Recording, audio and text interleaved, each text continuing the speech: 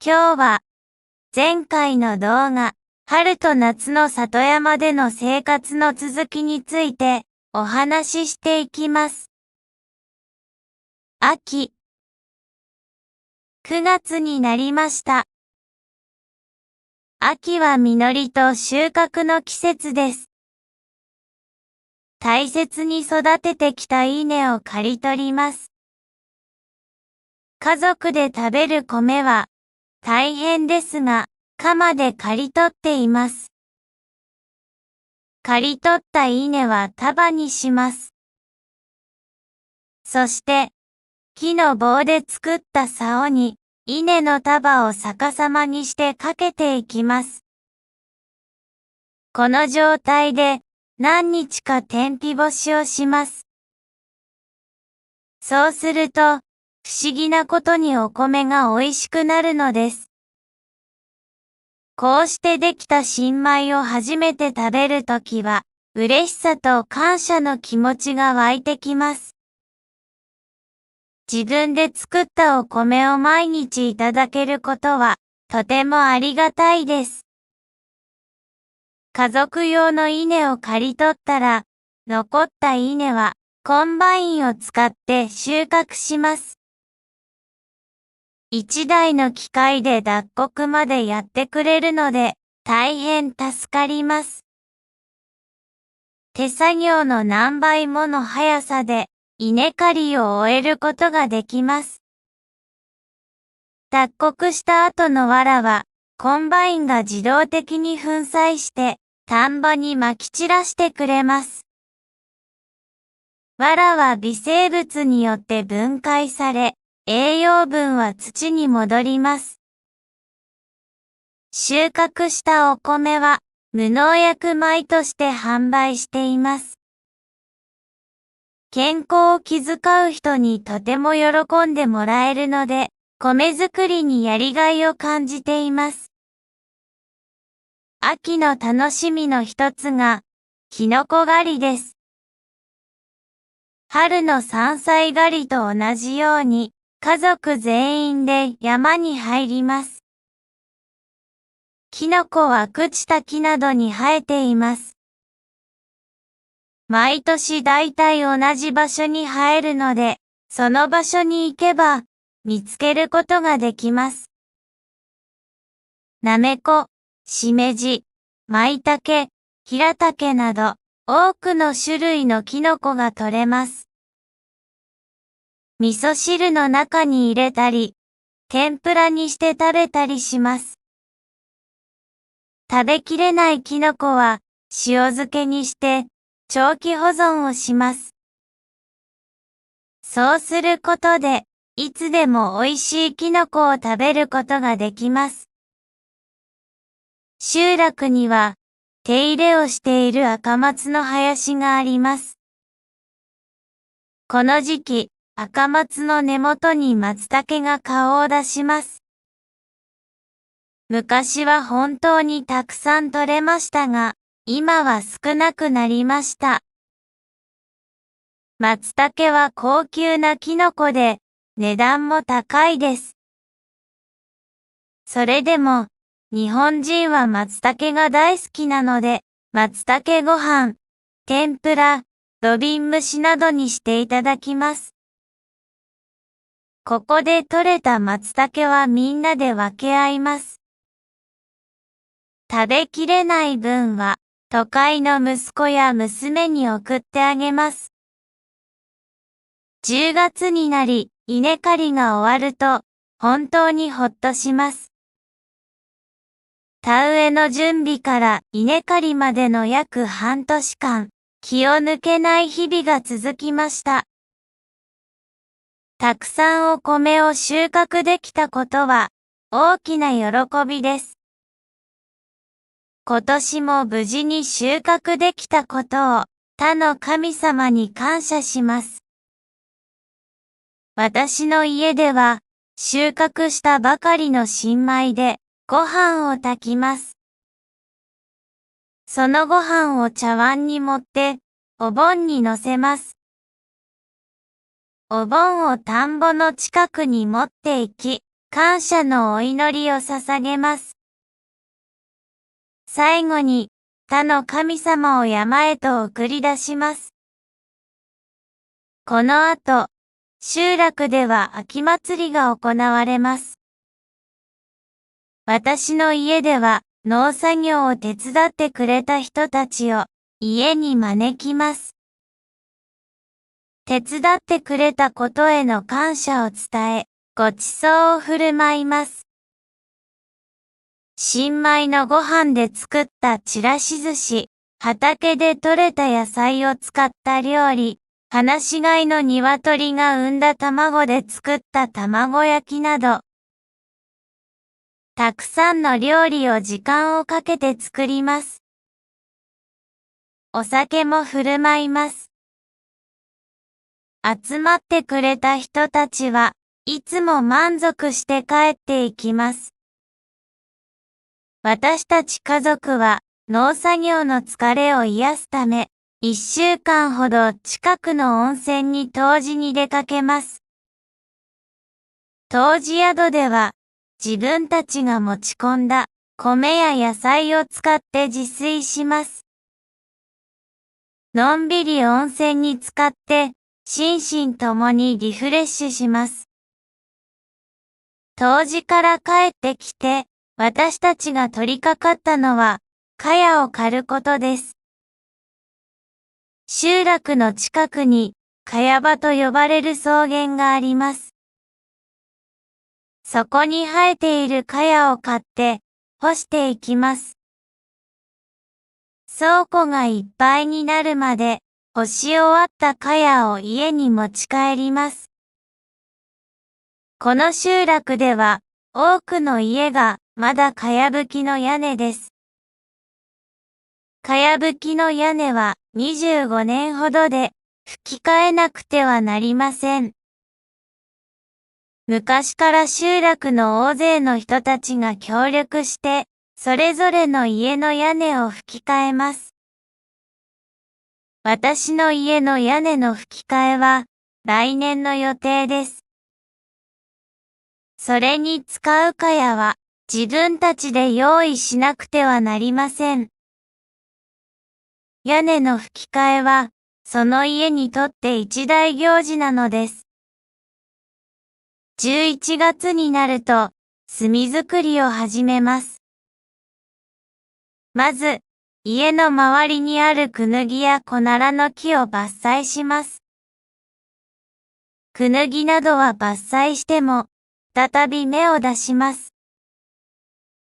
そして、10年ほど経つと、また大きく成長します。毎年、伐採する場所を少しずつ移動し、10年後に、最初に伐採した林に戻ってきます。昔から、私たちは、クヌギの林を大切に守ってきました。伐採した木を長さ1メートルほどの長さに切り揃えます。切り揃えた木を窯に縦に並べて入れます。窯は耐熱性のある石や粘土でできています。入り口の大部分を泥で塞ぎます。火をつけて酸素の少ない状態で燃やします。4日間燃やし続けます。火を消して冷めたら炭を取り出します。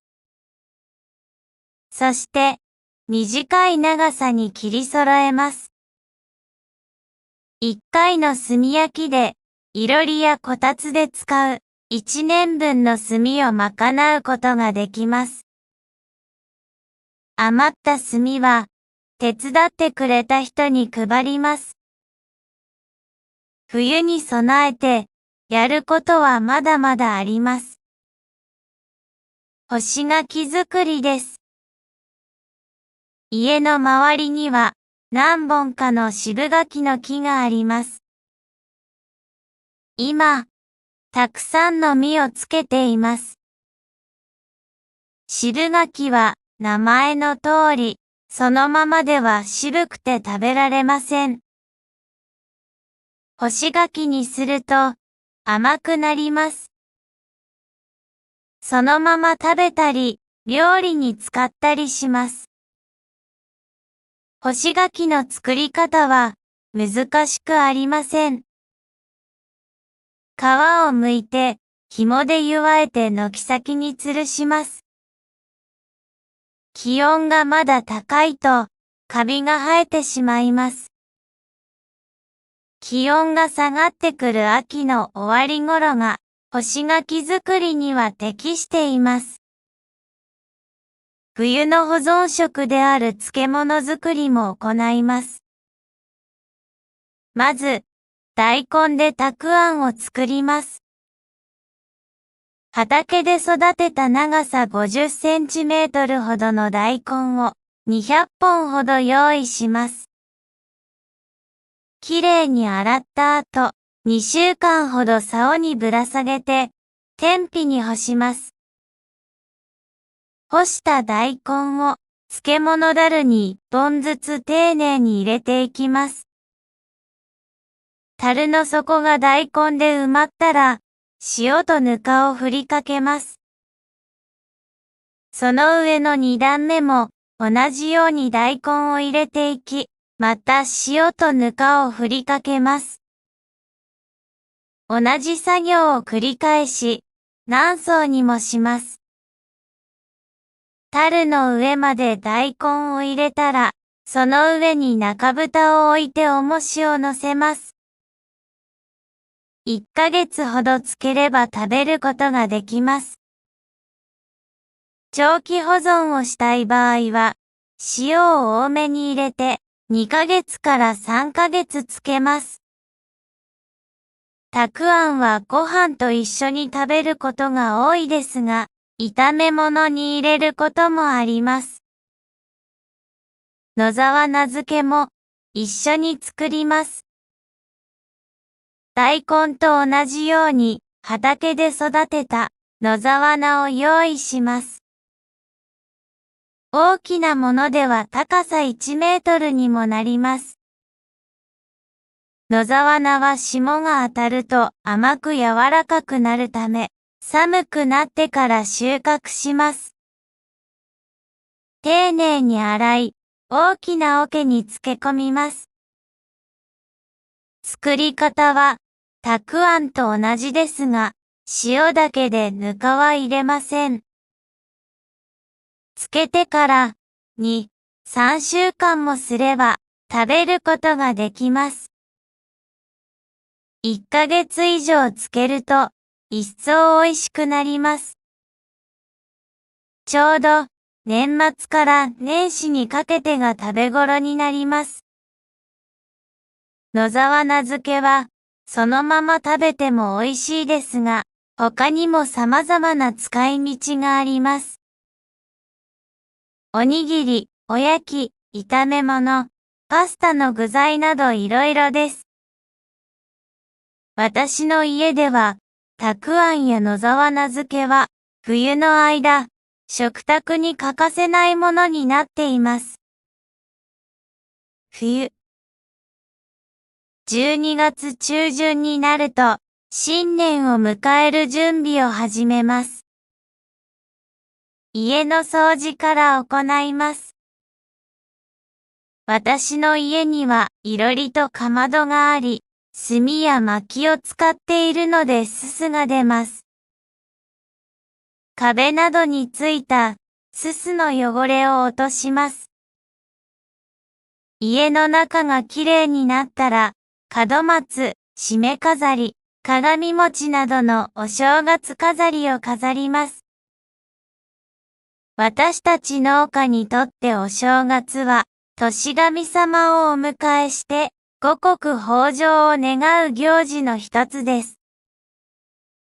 お正月飾りは年神様をお迎えしたり、年神様へお供えしたりするために作ります。門松は家の門前に左右一つずつ立てるもので、松や竹を使って作ります。しめ飾りは、稲わら、シダ、橙などを使って作り、玄関に飾ります。鏡餅は、田んぼで採れたもち米を使って作ります。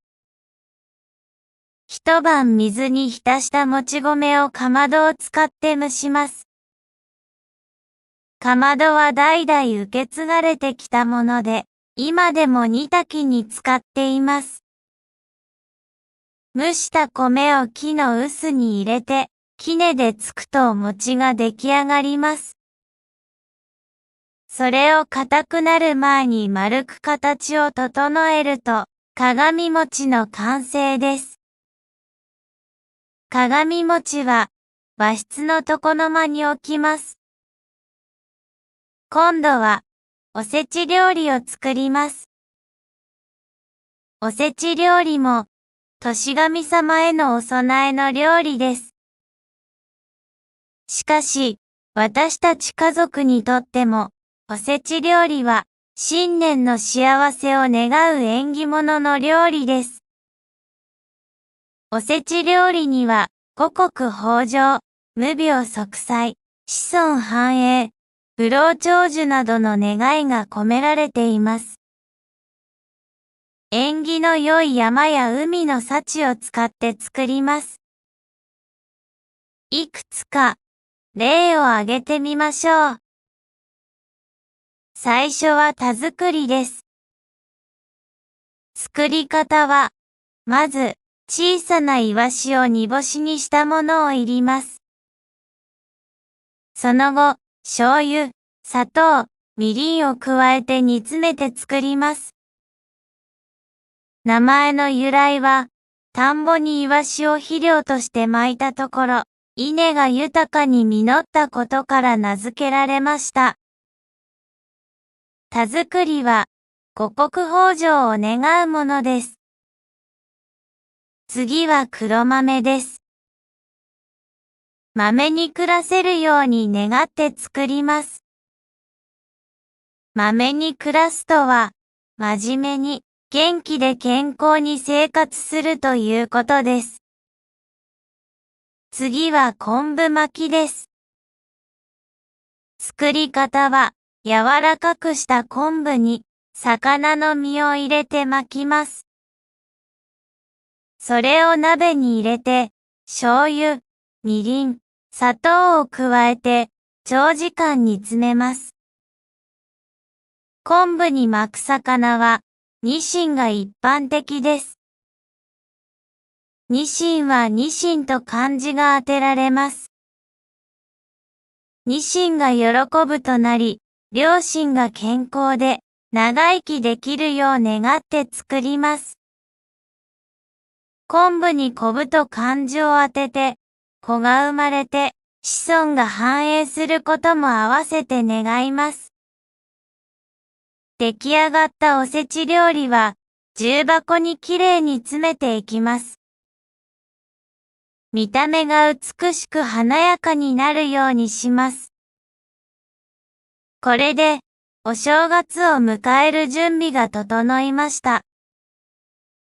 新年明けましておめでとうございます。1月になり、新しい年を迎えました。家族全員で、近くのお寺に初詣に出かけます。私は、家族全員の健康と五穀豊穣を願って手を合わせます。私の家では、初詣から帰ってきてから、おせち料理をいただきます。健康を願って、おとそも合わせていただきます。おとそは、漢方薬をお酒に浸して作ります。お正月には、お雑煮も欠かせません。地方によって、また家々でも作り方が異なります。私の家では、すまし仕立ての汁を作り、餅と三つ葉を入れていただきます。お雑煮も、もともとは年神様に備えた餅のご利益をいただくための料理だったようです。お正月の慌ただしさが過ぎた頃、私たちの集落ではどんど焼きを行います。小正月である1月15日に行います。丸太を中心に、その周りに稲わらを積んでいきます。高く積み上げたところで火をつけます。締め飾りなどの正月飾りを持っていき、火にくべます。子供たちは棒の先に餅を挟んで焼いて食べます。焼いた餅を食べると健康に過ごせると言われています。大人たちも無病息災や今年の豊作を願います。畑では冬の野菜が育っています。畑にある野菜の種類は多くないですが、大根、白菜、ネギなどは鍋の具材として最適です。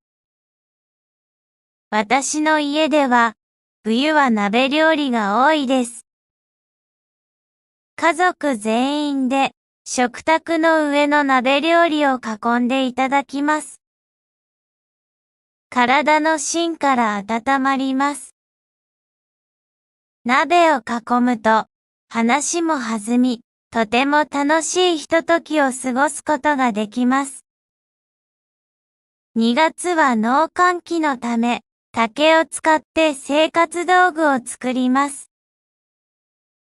昨年の秋に伐採して乾燥しておいた竹から、同じ幅と長さの竹ひごを作ります。それを手で編んでかごやざるを作ります。多くの家庭では、プラスチックのかごやざるを使っていますが、私の家では自然素材のものをなるべく使うようにしています。2月も末になると農閑期も終わりです。畑作業の準備に取り掛かります。今年の農作業の流れをカレンダーに記入して予定を立てていきます。そして、心の中で今年も無事に収穫できますようにと祈ります。まとめ。前回の動画と合わせて、里山の四季と、そこでの生活をお伝えしてきました。私たち集落の人間が、里山で織りなす生活は、現在の日本では、ほとんど見られなくなりました。数十年前の日本では、当たり前であった生活スタイルは、今では過去のものとなってしまいました。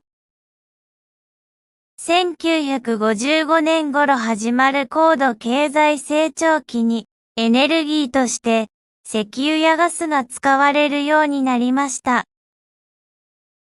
その結果、炭や薪の需要は大きく減ってしまいました。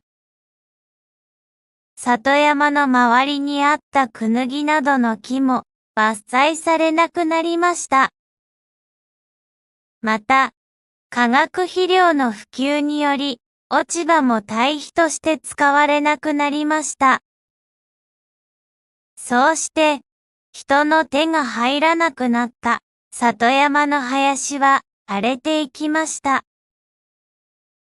里山の自然と上手に関わりながら生活していた人々は、里山の生活で培ってきた知恵や技を捨ててしまいました。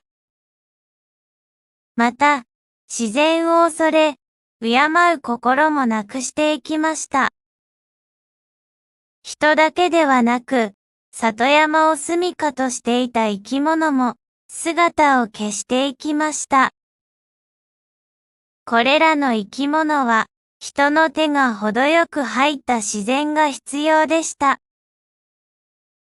また、農薬や化学肥料の使用は、里山の豊かな生態系を破壊してしまったのです。今、ここに来て、里山は再び注目され始めています。日本には人の手がほとんど入らない原始的な自然と人の手が程よく入って保たれてきた自然があるのです。里山の自然が後者にあたります。長い間、人が関わり合いながら作り上げてきた自然と、そこで育まれてきた知恵や文化も実はとても価値があるものだったのです。今、世界が注目する持続可能な社会の一つの姿を、里山の生活に見出すことができると思います。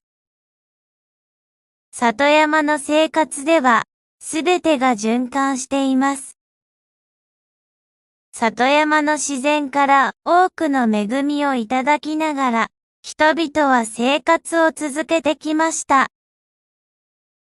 燃料、食料など、すべては里山で賄うことができました。